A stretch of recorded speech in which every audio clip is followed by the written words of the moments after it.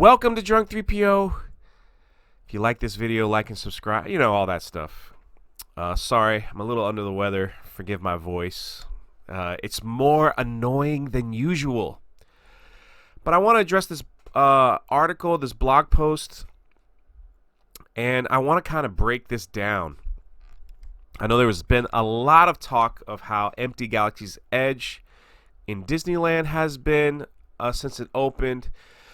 Some talk about Orlando, things like that. And I just want to kind of break this down. It says Disney is desperate for parks attendance increase, according to top Disney travel agent. Now, see this picture right here? I have never seen this as many times as I've been to Disney World. This obviously was taken when the park was closed. It had to have been. I could be dead wrong. I could be wrong. I use this for my thumbnail, so I just want to give a shout out here to Byron's Instagram if you want to check it out for yourself. But this is I've never seen it this empty like that. Now, I recently went to Disney World after the Hurricane Dorian threat. You know, so Disney shut down for the half day that the hurricane was supposed to come through. Reopened the next day, went to the Disney parks, and for the next 3 days after that, they were pretty empty. We basically walked on all the rides, even though it said like 10, 15-minute wait. Kind of weird. It wasn't. We just walked right on, and I was able to, get my fix in. Magic Kingdom, I avoid this park like the plague because Magic Kingdom at Disney World Orlando is always packed. It doesn't matter what day you go on. It doesn't matter what day of the week. Every time I have always attempted to go to that park, it has been ridiculously crowded. Okay, so that's why I want to break down this, and this is from my perspective. Listen, I basically live right next door. So I have a season pass. Yeah, go ahead and slay me in the comment. Oh, how dare you support Disney? Listen, if you live where I live, this is the only thing that you have to do. So, they do offer a discount for living this close to the park, to get into the parks. So, but I've never seen that empty. I did go to Magic Kingdom after the hurricane threat. And yes, the Magic Kingdom was pretty empty. For the most part, everything was about a 5-minute wait, and I mean everything was kind of crazy. Maybe one or two rides were a little bit more, but basically walked on the Haunted Mansion, Space Mountain, which you basically can never do that at any time of the day. But let's just see. Let's just break it down. I don't fault this article or anything. They're just writing about what a travel agent has said. It says, when the co-owner of the top Disney travel agency in the country says Disney parks attendance is way low, then park attendance is down, despite what the Disney PR spin doctors would have you believe. Now, I know there's a lot of people that watch these videos that want to see Disney burn. And Bob Iger has come out himself, and the reports have come out themselves that saying park attendance in America was down. Park attendance in America was down. Just being real here, not trying to spin anything. I have never seen the Magic Kingdom or Walt Disney World Parks attendance like consistently down. I will say this, that I do think the Galaxy's Edge at Hollywood Studios, I think I don't think it's drawing the crowds that they want. And the way that they have built this park is you kind of cut through the most popular land, Toy Story Land, which is always, for some reason, when you go into Hollywood Studios, Toy Story Land is incredibly busy. And then to cut around Toy Story Land to get to the other side of the park, you kind of walk through Galaxy's Edge, the front part. So it's kind of like they bottleneck the traffic that way. So people, not that they're forced to go in, but they have to walk that way around it. So that was one of the, I guess, maybe marketing geniuses to keep people heading that way to Galaxy's Edge. It says, on a recent podcast, Warner addressed the much talked about the attendance decline from the perspective of a travel agent and a Disney fan site owner.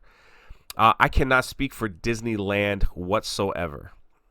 The attendance at Disneyland is down. I have no say. I have no fight in that. I can only talk to you about Disney World. Disney World. It says every time there is a price increase and every time there is what we term money grab by Disney, the question gets asked, at what point is it just going to be too much? Yeah, I will say, Warner says it's been an interesting summer. He notes that he has been selling Disney travel packages for 20 years and bluntly states that something is up. And that could be true. That could definitely be true. It is not cheap to go to Disney. It is not cheap. I'll give you a quick breakdown of what it'll cost you to go to Disney. So, if you're traveling from afar, all right, so you got to get the hotel. If you stay on property, $300, $400 a night, roughly, depending on what hotel you choose. If you stay off property, they get a little cheaper. You could probably find $150, $200 a night. Every time you go to the park, it's $25 unless you have an annual pass. Once you get in, the ticket price is roughly about $110 to $125 depending on the time of year you go per person to get into the park. So if you have a family of 5, it starts to add up. They begin to push the Park Hopper Pass, which was more expensive, which means you get multiple days and you could just hop from one park to the next. So all that stuff adding up, and forget about the food cost, things like that. I mean, listen, 5 days parking alone, that'll cost you over $100 some.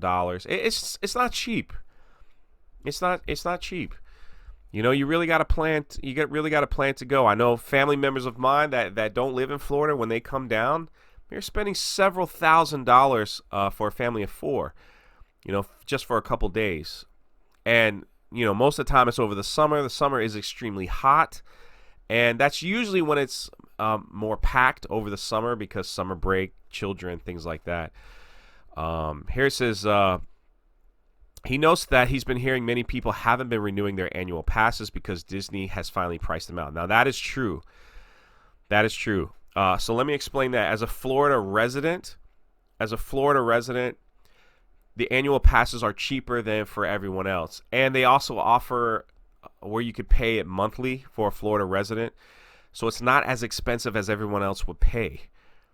But they are jacking those prices up. And yes, we're having discussions. Is it even worth it at this point? You do get 20% off everything in the park and some things outside of the park. There's so much to do in the Orlando Disney area that doesn't include the parks. There's a lot of stuff outside the parks for someone like me that likes to play golf courses, mini golf, bowling, movie theaters, restaurants galore. I mean, they own tons of stuff outside the park.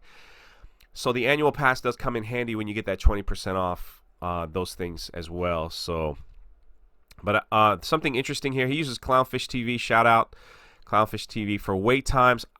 I wouldn't